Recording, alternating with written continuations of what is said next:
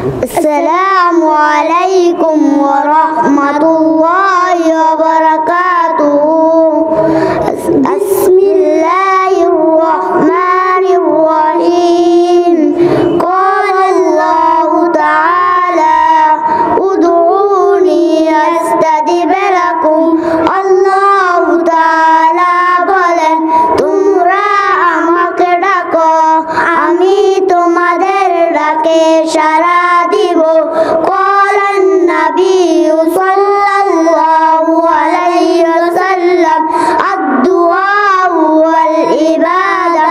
নবী করিম সাল্লাল্লাহু আলাইহি ওয়াসাল্লাম বলিয়াছেন,